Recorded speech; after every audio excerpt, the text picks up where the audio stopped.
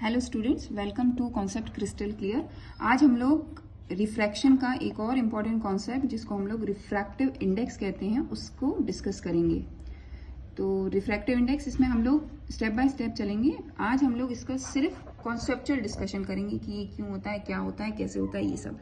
But कल जो है नेक्स्ट वीडियो में हम लोग इसके फॉर्मूलेज डिस्कस करेंगे, उसके बाद हम इसके न्यूमेरिकल्स करेंगे।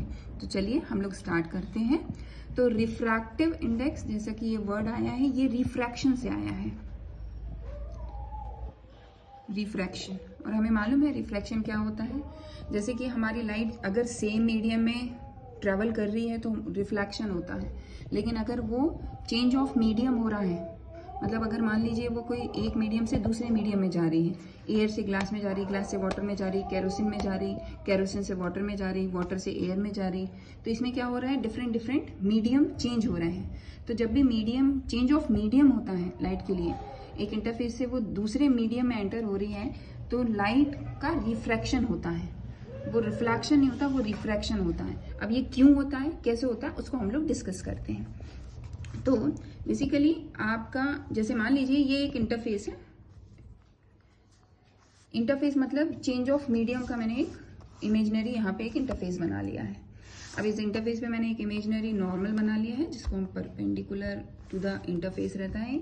अब मान लीजिए ये हमारा एक मीडियम है जो एयर है, और ये हमारा दूसरा मीडियम है जो ग्लास है।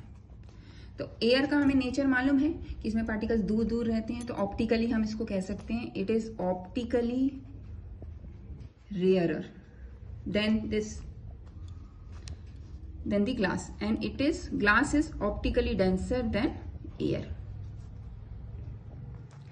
तो जब हमें ये मालूम है कि ये ऑप्टिकली रेयर है और ये ऑप्टिकली डेंसर है, तो यहाँ पे क्या होगा, दोनों मीडियम का नेचर अलग अलग है। तो जैसे हमारी लाइट रे, अगर पहले इंसिडेंट रे जो है वो यहाँ से आई एयर से, और एयर से वो इस इंटरफेस के थ्रू ग्लास में एंटर हो गई। तो ग्लास में एंटर हो रही थी, तो अगर रिफ्लेक्शन ही होता या मीडियम चेंज नहीं होता तो वो सेम पाथ फॉलो करती, जिस पाथ से वो आ रही थी उसी पाथ पे ट्रेवल कर जाती।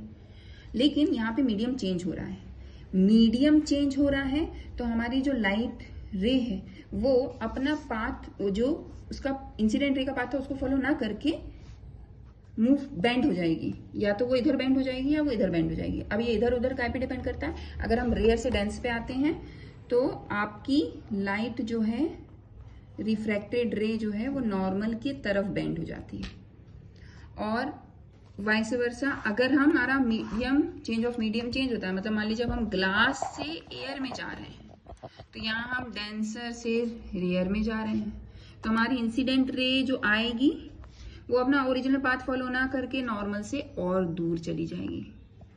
ये सब बातें तो हमें ऑलरेडी मालूम भी है, और इसको ही हम सबसे पहले इनिशियली रिफ्रैक्शन में पढ़ते हैं कि रिफ्रैक्ट। अब हम इसका रीजन डिस्कस करते हैं कि ऐसा क्यों होता है। तो एक तो हमें जो रीजन बताया जाता है, पहले तो ये रीजन है कि भाई ये अगर ऑप्टिकली रेयर है, इसमें पार्टिकल दूर दूर है, ऑप्टिकली डेंसर, इसमें पार्टिकल पास पास है, तो स्पीड ऑफ लाइट जो है वो दोनों मीडियम में अलग अलग है, जो इसमें थी और जो इसमें थी। तो इसमें अगर स्पीड ऑफ लाइट जो है वो ज्यादा होती है, और इसमें डेंस में आते हैं तो जो dense, because of the optical density, जो स्पीड ऑफ लाइट है वो कम हो जाती है। तो कम होने के कारण ही ये बेंडिंग होती है। तो हमारे मन में दूसरा क्वेश्चन आता है कि भाई ये बेंडिंग, ये तो समझ में आ रहा है हमको कि यहाँ पे जो वेलोसिटी ऑफ लाइट है वो चेंज हो रही है, दोनों मीडियम में वेलोसिटी ऑफ लाइट अलग अलग है, इसलिए लाइट रे में थोड़ा सा डिफरेंस आ रहा है। लेकिन अगर मैं स्लो भी है लाइट रे, तो भी उसका पाथ चेंज करने वाला फंडा जो है वो क्लियर नहीं हो रहा है। कि मान लीजिए अगर मैं साइकिल पे हूँ, अगर मेरी स्पीड मान लीजिए स्लो भी हो गई है, तो मैं सेम पाथ फॉलो करके भी उसी स्पीड पे चल सकती हूँ। अगर मेरी स्पीड स्लो हो गई तो मैं पाथ सेम फॉलो करके भी चल सकती हूँ। तो ये बेंडिंग क्यों हो रही है, तो इसका रीजन हम आज यहाँ पे डिस्कस करेंगे। तो ये बेंडिंग का रीजन, बेंडिंग हमें ये तो समझ में आया कि इसकी वेलोसिटी चेंज हो रही है लाइट की, कि मतलब यहाँ पे ज्यादा थी, यहाँ पे कम है, तो लेकिन उस स्पीड के कारण ये बेंडिंग क्यों हो रही है वो हम यहाँ पे डिस्कस करेंगे। तो इसको एक आप सिचुएशन से एग्जाम्पल के थ्रू समझेंगे हम लोग एक सिचुएशन में, दूसरी सिचुएशन में। जैसे हमारी जो लाइट रे, अभी यहाँ पे हम लोग एक लाइन के इसमें इसको रूप में दिखाते हैं, बट लाइट ऐसी तो रहती नहीं है। हमें मालूम है कि light is a wave nature रहता है इसका, मतलब वेव नेचर रहता है, मतलब इसमें डायमेंशंस रहते हैं, मतलब एक्स और वाई दोनों एक्सिस पे ही मूव करती है। तो यहाँ पे वेव नेचर रहता है, इट मीन्स हम इसको एक रिजम्बल करते हैं एक moving object, moving 3D object से, मूविंग 3D ऑब्जेक्ट से मैं इसको रिजम्बल करती हूँ। कि जैसे मान लीजिए मैं इस कार का एग्जांपल लेती हूँ। इस सिचुएशन में आपको ज्यादा अच्छे से समझ में आएगा कि कैसे लाइट की बेंडिंग हो रही है।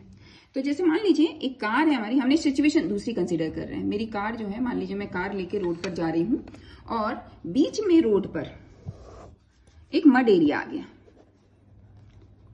अब मड एरिया में मेरी जाहिर सी बात है स्पीड थोड़ी कम हो जाएगी कार की, राइट। मतलब जो रोड पे चल रही थी उसके कंपैरिजन मड एरिया में स्पीड जो है वो कम हो जाएगी। तो हम लोग इसको रिजेंबल कर सकते हैं हमारी इस सिचुएशन से कि हम लोग जो है एक रेयर मीडियम से डेंसर मीडियम में, मतलब लाइट जो है वो एक रेयर से डेंसर मीडियम में जा रही है। अभी मैं लाइट को कार से रिजेंबल कर रही हूँ। अभी आप सिर्फ कार का एग्जाम्पल देखिए कि कार में क्या होता है। तो जैसे अगर मेरी कार आ रही और यहाँ मान लीजिए वो रोड पे चल रही है और वो आई, और जैसे ही वो इस इंटरफेस पे आई, धीरे धीरे एंटर हुई, तो आप देख रहे हैं पहले वाला चक्का जो है वो पहले पहुंच गया। ये चक्का जो है फ्रंट वाला वो पहले पहुंच गया मड एरिया में, मतलब इसकी स्पीड जो है वो ऑलरेडी स्लो हो गई। बट ये जो जगह है वो ऑलरेडी इस एरिया में, इट मीन्स उसकी स्पीड तो वही रहेगी जो पहले वाली स्पीड है। तो ये स्लो हो गया बट ये फास्ट हो गया। तो ये तो फास्ट है, ये स्लो हो गया। तो ये धीरे धीरे चल रहा है बट ये फास्ट चल रहा है। तो आपकी कार क्या होगी, बेंड हो जाएगी। बेंड किसकी तरफ हो रही है, यहाँ जो इमेजिनरी एक परपेंडिकुलर है उसकी तरफ हो रही है। समझ में आया आपको। तो यहाँ पे क्या हुआ आपका। अब सिमिलरली मान लीजिए एक और इंटरफेस है। अब हम फिर से रोड पे आ रहे हैं। तो जब फिर से रोड पे आ रहे हैं तो आपकी कार आ रही है। अब जब रोड पे आ रहे हैं आप, तो ये चक्का जो है फास्ट चलेगा और ये लेकिन स्लो रह जाएगा। तो आपकी कार ऐसी बेंड हो जाएगी। तो आपने देखा कि पहले जो कार आ रही थी, अगर हम रेयर से डेंसर में जा रहे थे तो हमारी कार जो है वो लेफ्ट साइड मुड़ गई थी, मतलब नॉर्मल की तरफ। और जब हम लोग डेंस से रेयर में गए तो वो नॉर्मल से दूर चली गई। क्लियर हुआ।